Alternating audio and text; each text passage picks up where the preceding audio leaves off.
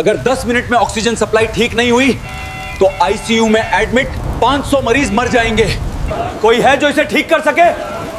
मैं ठीक कर सकता हूँ। अरे चोखरे, जा अपना काम कर। रात का वक्त था। बारिश आसमान को चीर रही थी, बिजली कड़क रही थी और शहर का सबसे महंगा अस्पताल सिटी केयर हॉस्पिटल अंधेरे और रोशनी के बीच जूझ रहा था।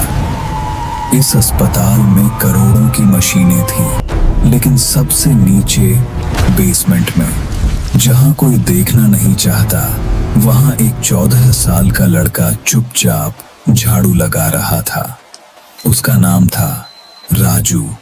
कोई डिग्री नहीं, कोई पहचान नहीं और ना ही कोई पूछने वाला, लेकिन राजू के पास कुछ था जो बड़े बड़े इंजीनियरों के पास भी नहीं था। वो मशीनों की आवाज सुन सकता था, ऐसे जैसे कोई माँ अपने बच्चे की सिसकी सुन ले। वो चलते चलते एक पाइप पर हाथ रखता है, हल्की सी मुस्कान आती है उसके चेहरे पर। आज मशीन थोड़ी थकी हुई लग रही है। पर ऑक्सीजन प्लांट रूम में कंप्यूटर स्क्रीन हरी चमक रही थी, सब कुछ नॉर्मल दिख रहा था। तभी एक बारीक सी आवाज, जैसे कोई बहुत धीरे धीरे सीटी बजा रहा हो, इतनी हल्की कि इंसानी कान उसे नजरअंदाज कर दें। लेकिन राजू रुक गया। झाड़ू उसके हाथ से गिर गई। उसका दिल जोर से धड़कने लगा। उसे पता था ये आवाज खतरे की थी। वो दौड़कर इंजीनियर के पास गया, डरते हुए लेकिन यकीन के साथ। साहब, पंप नंबर 3 को बंद कर दीजिए, उसका रोटर ढीला है, वो फटने वाला है। अरे चोखरे, तू मुझे सिखाएगा?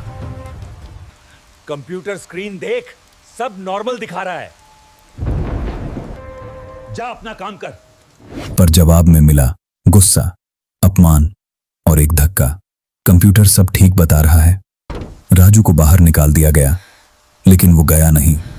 वो दरवाजे के बाहर खड़ा रहा, कान लगाए, क्योंकि उसे पता था मशीनें झूठ नहीं बोलती। अचानक आईसीयू की लाइट्स झपझपाने लगी। मॉनिटर्स की बीप तेज होती गई। कंप्यूटर स्क्रीन पर एक शब्द चमका, वार्निंग, प्रेशर गिरने लगा। 80%, 60%, 40%। अस्पताल में अफरा तफरी मच गई। डॉक्टर भाग रहे थे, इंजीनियर पसीने में भीग चुके थे। डीन डॉक्टर आर्यन की आवाज कांप रही थी। अगर ऑक्सीजन बंद हुई तो 500 जिंदगियां 10 मिनट में खत्म हो जाएंगी। अगर 10 मिनट में ऑक्सीजन सप्लाई ठीक नहीं हुई तो आईसीयू में एडमिट 500 मरीज मर जाएंगे। मैं पाइप में लीकेज दिखा रहा है, लेकिन हमें दिख नहीं रहा कहां है। इसमें मंत्री जी का बेटा भी है। तुम सब नाकारा हो। कोई है जो इसे ठीक कर सके? मशीनें चुप थीं, सेंसर्स अंधे थे और समय दुश्मन बन चुका था। तभी भीड़ को चीरता हुआ एक छोटा सा कद आगे बढ़ा। वही लड़का, वही झाड़ू, वही आंखें। राजू। उसने सिर्फ इतना कहा, मैं ठीक कर सकता हूँ। लेकिन मुझे कंप्यूटर नहीं, एक हथौड़ा चाहिए। कमरे में सन्नाटा छा गया। उसके पास न लैपटॉप था, न डिग्री, सिर्फ एक हथौड़ा। डॉक्टर आर्यन ने उसकी आंखों में देखा। वहां डर नहीं था, वहां सच्चाई थी। आने दो इसे। अगर ये नहीं कर पाया तो वैसे भी सब खत्म है।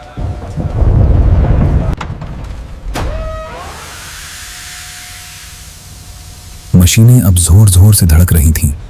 राजू ने आंखें बंद की। उसने हाथ उस जगह रखा जहां कोई सेंसर नहीं था। एक पुराना वॉल्व कांप रहा था। एक बार ठाक, दूसरा बार ठाक, फिर एक स्क्रू कस दिया गया और अचानक वो बारीक सी आवाज हमेशा के लिए बंद हो गई। स्क्रीन पर लिखा आया, सिस्टम नॉर्मल, ऑक्सीजन लौट आई। पूरा कमरा खामोश था। 500 सांसें फिर से चलने लगी थी। इंजीनियर की आंखें झुकी हुई थी। डॉक्टर आर्यन आगे बढ़े। उन्होंने पूछा, हमारी मशीनें फेल हो गईं, तुमने कैसे कर दिखाया? राजू मुस्कुराया, मशीन कंप्यूटर से नहीं चलती साहब, दिल से चलती है। कंप्यूटर ने कहा, सब ठीक है, लेकिन मशीन रो रही थी। डॉक्टर आर्यन ने चेकबुक निकाली। लेकिन राजू ने मना कर दिया। मेरी माँ इसी अस्पताल में मरी थी क्योंकि वो गरीब थी।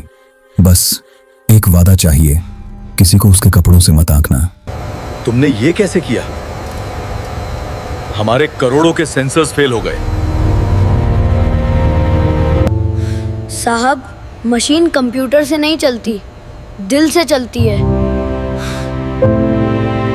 कंप्यूटर ने बताया सब ठीक है, लेकिन मशीन रो रही थी। मैंने बस उसके आंसू पोंछ दिए। बोलो, क्या चाहिए तुम्हें? 10 लाख? 20 लाख?